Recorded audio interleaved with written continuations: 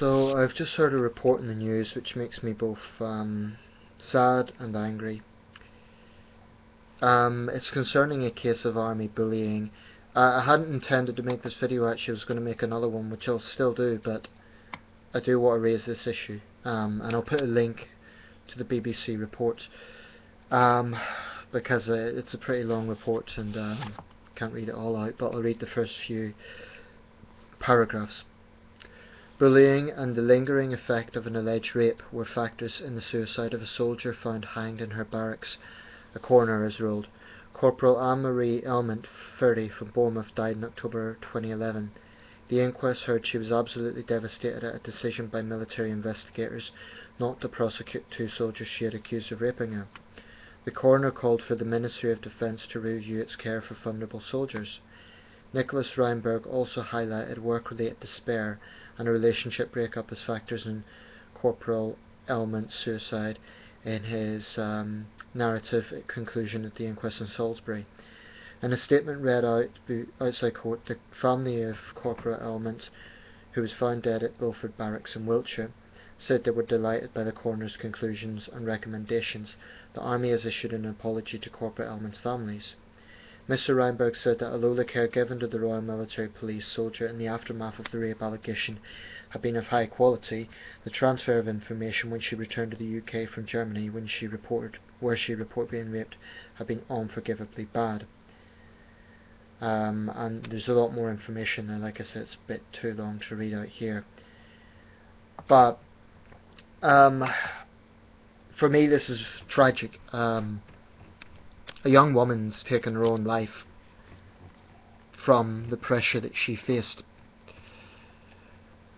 And I've made a video before about bullying in the army on my thoughts on it.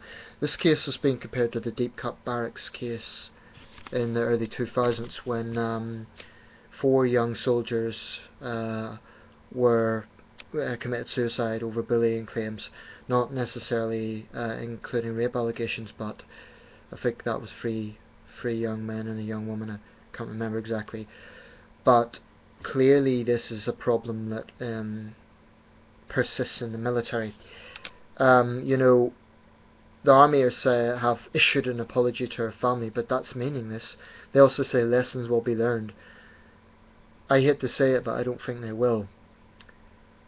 I strongly believe there is a culture of institutional bullying in the British Army. It exists in militaries all over the world, but rather than focusing a lot on other militaries, I mean, I've heard of plenty of cases in the US, in Russia. It exists in militaries all over the world. Part of it comes with the territory in the sense that, and that's by no means an excuse, because I'm going to lead on to exactly what I think of this, but when I say comes with the territory, obviously the army is a very machismo culture. People are expected to be tough, not only physically but mentally as well. The problem is, this isn't a universal rule. The definition of bullying in my book is coordinated focusing on one person, and it sounds like that's what's happened in this case.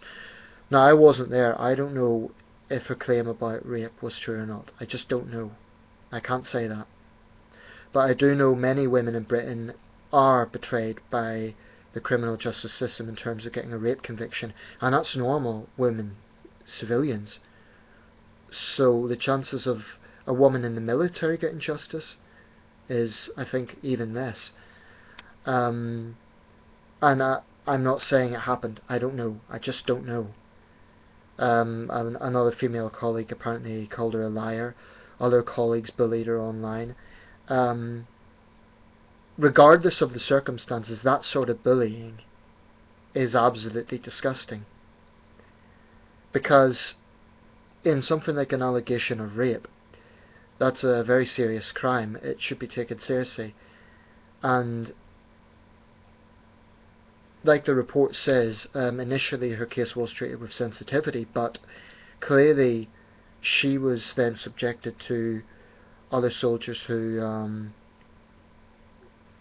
were bullying her, calling her a false accuser, etc.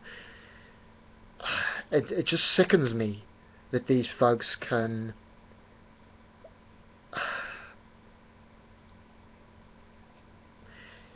And the thing is, you know, when these sort of cases happen in the army, people come out and say, oh, why do they join the army, they're not tough enough.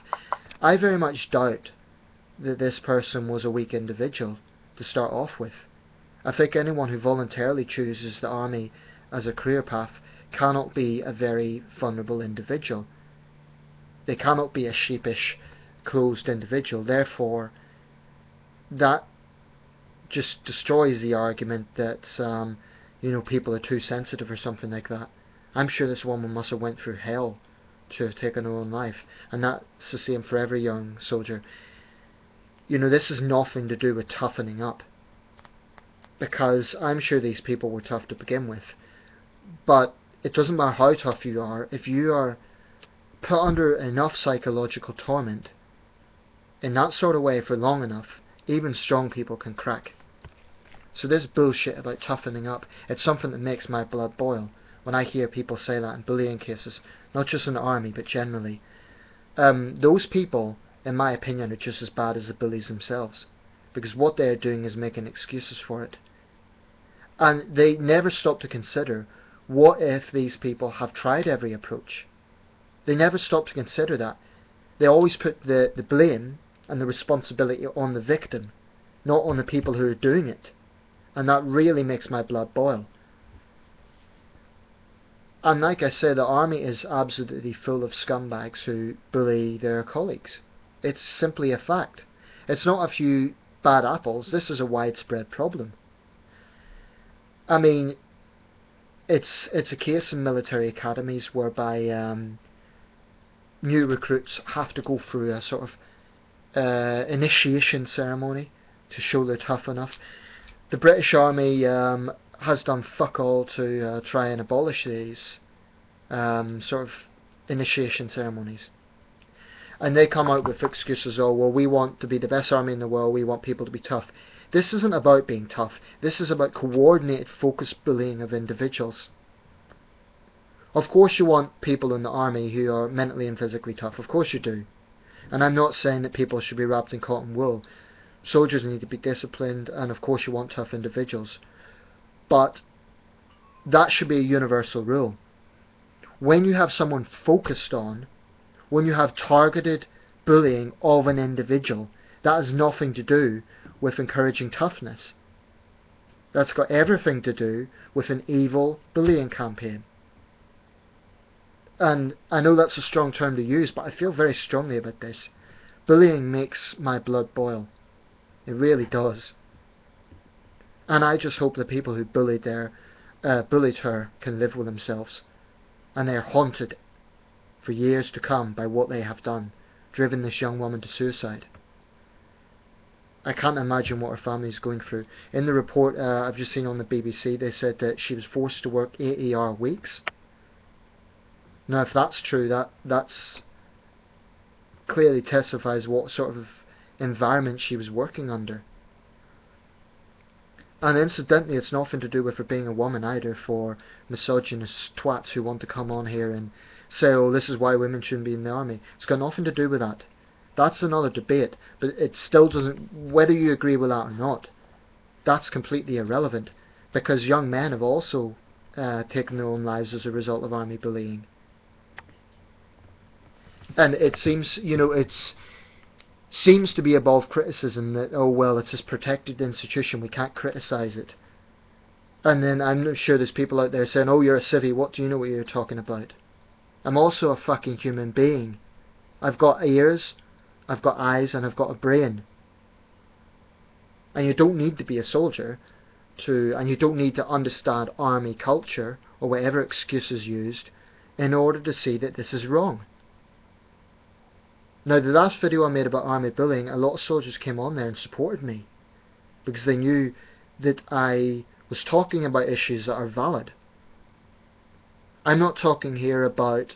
I appreciate that being a soldier is not a normal job. I appreciate it's a tougher environment than, for example, I don't know, working in an office. It is an exceptional working environment. But soldiers are human beings, and anyone would crack under that sort of strain. So I know there'll be people who will respond to this case and say, oh well, she was not tough enough, the army's tough, deal with it. Those sort of excuses. It's got nothing to do with that. Absolutely nothing to do with that. When someone takes their own life, very, very, very, very rarely is that a trivial decision. So clearly she was under enormous pressure. Clearly she was suffering enormous psychological torment. And I'm making a video in regards to this case, but it is a message for the general case. I strongly believe that there should be zero tolerance to bullying in the army. If anything, surely the message should be, we want a disciplined army, whereby this sort of internal bullying is not tolerated, because that actually shows a lack of discipline. You want a strong army? You want a strong army that produces strong individuals? Then eradicate this sort of targeted bullying. The army's excuses that, oh, they're sorry and they'll learn the lessons, I just don't think it's good enough, because this is a problem that persists. And sadly, I think it's only a matter of time before it happens again. Now, some might say you can't completely eradicate it. Unfortunately, that may be true, but I still think the army could do a hell of a lot more to destroy this sick culture whereby it's acceptable in order to prove something. It's not to do with covering people in cotton wool. It's nothing to do with political correctness. It's nothing to do with trying to treat the army like it's a normal workplace. Rather, it's to do with the basic principle that these young men and women are serving their country, and they deserve a hell of a lot better than this. And it makes my blood boil to see it. So my heart goes out to her family, and it's just shameful.